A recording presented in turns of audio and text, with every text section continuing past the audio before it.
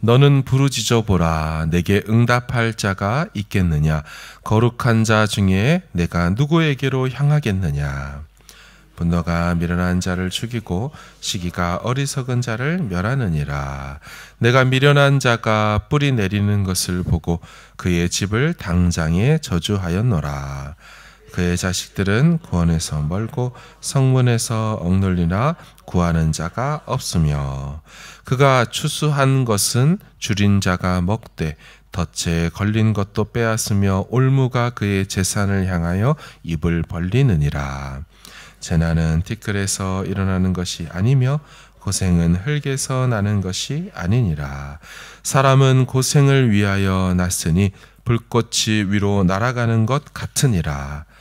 나라면 하나님을 찾겠고 내 일을 하나님께 의탁하리라. 하나님은 헤아릴 수 없이 큰 일을 행하시며 기이한 일을 셀 수 없이 행하시나니, 비를 땅에 내리시고 발에 보내시며 낮은 자를 높이 드시고 애곡하는 자를 일으키사 구원에 이르게 하시느니라. 하나님은 교활한 자의 계교를 꺾으사 그들의 손이 성공하지 못하게 하시며, 지혜로운 자가 자기의 계략에 빠지게 하시며 간교한 자의 계략을 무너뜨리심으로, 그들은 낮에도 어둠을 만나고 대낮에도 더듬기를 밤과 같이 하느니라. 하나님은 가난한 자를 강한 자의 칼과 그 입에서 또한 그들의 손에서 구출하여 주시나니, 그러므로 가난한 자가 희망이 있고 악행이 스스로 입을 다무느니라. 볼지어다 하나님께 징계받는 자에게는 복이 있나니, 그런즉 너는 전능자의 징계를 업신여기지 말지니라. 그의 손으로 고치시나니 6가지 환난에서 너를 구원하시며 7가지 환난이라도 그 재앙이 내게 미치지 않게 하시며, 기근 때의 죽음에서 전쟁 때의 칼의 위협에서 너를 구원하실 터인즉, 네가 혀의 채찍을 피하여 숨을 수가 있고 멸망이 올 때에도 두려워하지 아니할 것이라. 너는 멸망과 기근을 비웃으며 들짐승을 두려워하지 말라. 들에 있는 돌이 너와 언약을 맺겠고 들짐승이 너와 화목하게 살 것이니라. 내가 내 장막의 평안함을 알고 내 우리를 살펴도 잃은 것이 없을 것이며, 내 자손이 많아지며 내 후손이 땅의 풀과 같이 될 줄을 네가 알 것이라. 내가 장수하다가 무덤에 이르리니 마치 곡식단을 제때에 들어올림 같으니라. 함께 있습니다. 볼지어다 우리가 연구한 바가 이와 같으니 너는 들어보라. 그러면 내가 살리라. 아멘. 잘 알지도 못하면서 어줍잖게 조언을 하다가는 망신을 당하는 수가 있습니다. 오늘 본문에 나타난 엘리바스가 딱 그러합니다. 엘리바스는 욥의 친구로서 욥기에서 욥에게 제일 처음 말을 건 사람입니다. 4장과 5장에 걸쳐 1장 연설을 하지요. 보통의 내용들은 아닙니다. 이 사람 엘리바스는 그 말들을 보면 매우 영적인 사람이고 살아온 삶의 경험도 꽤나 많은 사람으로 보여집니다. 왜냐하면 앞장인 4장의 12절에서 17절을 보면 자신이 어떤 말씀을 들었다고 합니다. 어떤 가느다란 소리, 세미한 음성이 들려졌다라고 말하죠. 그리고 자신은 밤에 환상도 보았다라고 말하고, 갑자기 한 영이, 하나의 스피릿이 자기 앞으로 지나가게 될 때 자기 몸에 난 털이 쭈뼛하며 서는 것들도 경험했다라고 말하죠.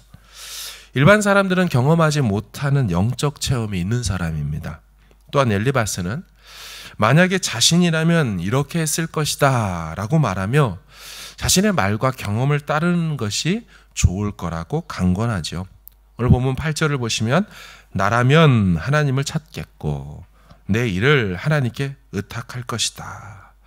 자, 이뿐만이 아니라 엘리바스는 하나님에 대해 거의 다 통달한 것처럼 말합니다.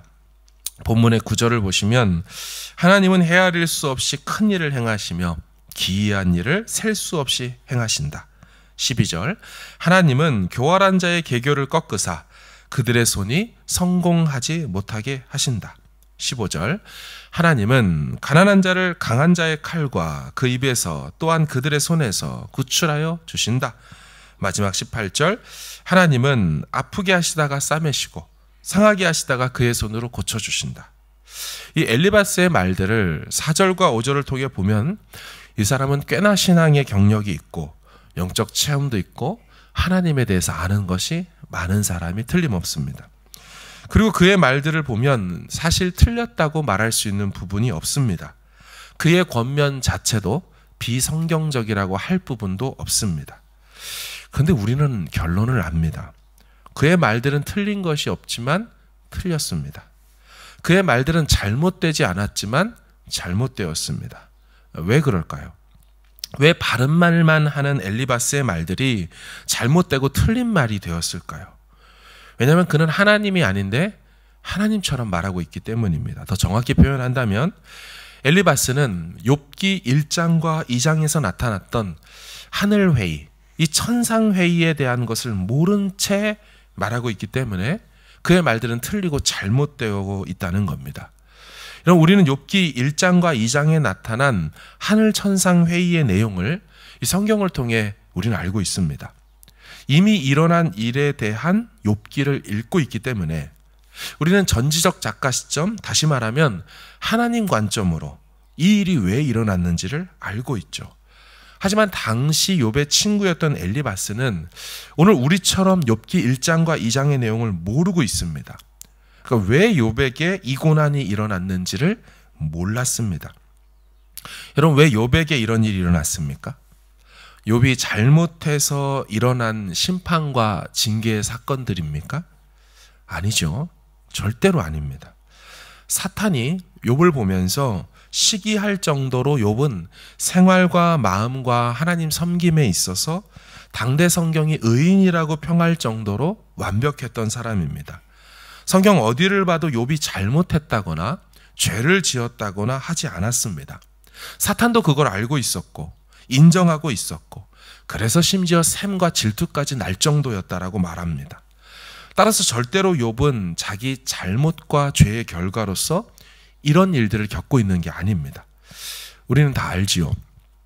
이 일은 사탄의 시기로 인하여 생긴 일입니다. 그리고 그 목적은 욥의 신앙의 진정성과 순전함을 증명하고 드러내기 위해서 이 일이 일어나는 거죠. 다시 말하면 욥이 하나님을 그렇게 잘 섬기는 것이 돈이 많아서, 자식도 많아서, 사업도 잘 돼서, 환경과 상황이 좋아서 하나님을 섬기는 게 아니라는 거죠. 사탄은 그렇게 오해하고 있는 거고요. 그런 조건과 세상적 이유와 원인 때문에 욥이 하나님을 잘 섬기는 것이 아니라 아무 조건도 이유도 없이 욥은 그저 하나님을 하나님으로 섬기는 것, 그것뿐이었다라고 말하는 거죠. 지금 욥의 인생에 펼쳐진 고난과 상황들은 이런 욥의 순전함을 확인하고 증명하기 위해 일어나고 있는 일입니다. 그런데 우리는 성경을 통해 하나님의 관점을 가지고 있기 때문에 이 사실을 알고 있지만 이 하늘 천상 회의에 참석하지 않은 일개 인간인 욥의 친구 엘리바스는 이런 배경과 일들을 알 리가 없죠. 그러니 욥을 만나서 뭐라고 하는 겁니까? 야, 내가 보건대 네가 죄가 있어서 이런 일이 일어난 거야. 그러니 너가 살 길은 속히 회개하고 하나님께 돌이키는 것이다. 욥의 친구 엘리바스가 말한 속히 회개하고 돌이키는 것이 살 길이다. 여러분, 이 말 자체가 틀린 말입니까? 아니요, 맞습니다. 하지만 이 말은 욥에게는 해당되지 않습니다. 욥은 지금 죄가 있어서 일어난 일이 아니기 때문이죠. 지금 엘리바스는 하늘 천상회의에 참석하지 못하는 일개 인간이기 때문에 어줍지 않은 말로 욥에게 조언하고 있는 것입니다. 그리고 그런 말들은 욥에게 상처를 주고 있습니다. 하나님은 이후로 욥기 마지막 장인 42장 7, 8, 9절 세 구절을 보면 엘리바스에게 하나님이 나타나셔서 엘리바스야, 네가 틀렸다. 네가 잘못되었다라고 말합니다. 그러면서 욥을 억울하게 몰아세웠던 너의 잘못에 대해서 너는 번제를 드려야 하고 욥에게 찾아가 그런 너를 위해 기도해 달라고 요청해라. 이렇게 말씀하십니다. 사랑하는 여러분, 엘리바스는 꽤나 신앙 있는 사람입니다. 역적 경험 체험이 많고 하나님에 대해 좀 아는 사람이에요. 그러나 자신의 그 경험과 체험과 지식이 하나님 앞에서 혹은 신적 지식 앞에서 얼마나 보잘것이 없고 무지한 행동의 소치가 될 수 있는지를 보여주고 있습니다. 여러분, 어쩌면 이 엘리바스의 모습이 우리의 모습이 될 수도 있습니다. 똑같이 저 같은 목회자의 모습이, 특별히 저 같은 목회자의 모습이 될 수 있습니다. 조금 더 안다고, 조금 더 경험해 봤다고, 하나님도 아닌데 마치 자신이 하나님에 대해 다 아는 것처럼 어줍지 않은 조언을 할 수도 있다는 거죠. 겸손해야 합니다. 우리는 하늘 천상 회의에 참여할 수 없는 일개 인간이기에 한 인생의 고난 앞에서 함부로 이렇다 저렇다라는 식으로 조언하는 일을 조심해야 합니다. 욥기의 첫 번째 친구 이 엘리바스는요, 4장 5장에서 이렇게 말하고 15장에 가서 또 한 번 말하고 또 22장에 가서 한 번 더 욥을 몰아세웁니다. 결국 42장에서 하나님께서 엘리바스, 너의 말이 옳지 못했다고 말씀하시죠. 결국 욥을 위로하겠다는 일을 하겠다며 왔다가 입술로 죄만 짓고 끝나게 됩니다. 이런 장면들을 쭉 보면서 이런 생각을 하게 되었습니다. 만약 이 대만 사람 엘리바스와 수아 사람 빌닷과 이 나아마 사람 소발이라는 욥의 친구들이 욥에게 와서 위로하며 권면한답시고 이런저런 소리들로 욥에게 상처를 주는 것이 아니라 그 많은 말들로 알지도 못하면서 자기 짧은 경험과 지식으로 떠들어댔던 것이 아니라 그저 묵묵히 곁에서 욥을 위해 대신 기도했으면 어땠을까 하는 생각이 들었습니다. 자신들이 하나님이 아닌데 어찌 그렇게 하나님에 대해서, 그분의 일하심에 대해서 뭘 얼마나 그렇게 잘 안다고 그 한 인생의 고난 앞에서 많은 말들을 늘어놓는지. 여러분, 오늘 우리가 많은 말을 하기보다 그저 하나님 앞에 함께 머물러서 해야 될 이유가 여기 있는 것 같습니다. 우리는 말하기보다 기도하는 일에 더 시간을 내야 할 것입니다.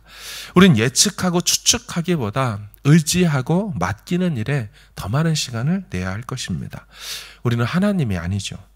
우리는 하늘 천상회의에 참석할 수 있는 그런 존재들이 아닙니다. 야고보 사도의 이 말씀이 오늘 우리에게 필요한 줄로 압니다. 야고보서 5장에 이런 말씀이 있죠. 너희 중에 고난당하는 자가 있느냐? 그는 기도할 것이요. 즐거워하는 자가 있느냐? 그는 찬송할지니라. 여러분, 우리는 고난 앞에서 그저 기도할 뿐이지 이 고난을 해석해 보겠다고, 고난은 다 뜻이 있는 것이라며, 혹은 너가 이렇게 해서 이 고난이 온 것이라며 하나님도 아닌 존재들이 깊고 오묘한 하나님의 일하심 앞에서 함부로 말하거나 함부로 판단하거나 단정 지으면 안 될 것입니다. 혹시 우리 중에 고난당하고 있는 분이 계십니까? 그저 기도하시기를 바랍니다. 왜 내게 이런 고난을 주셨습니까? 내가 뭘 잘못했습니까? 내가 이런 삶을 살았는데 어떻게 내게 이러실 수가 있습니까? 이렇게 하나님 앞에 따져 묻고 항변하기보다는 그저 하나님 그분을 잠잠히 묵상하고 우리가 알지 못하는 하나님 편에서의 신의 목적과 이유가 있을 수 있다는 사실 앞에 그저 기도하며 오늘 하루 또 순종으로 믿음으로 살아가면 어떨까요? 묵묵히 한 걸음 더 그렇게 걸어가면 어떨까요? 주님만이 오르시고 주님만이 온전하십니다. 오직 그분만 바라며 고난 앞에서 그저 기도로 나아가는 우리 모두 되길 주의 이름으로 축원합니다.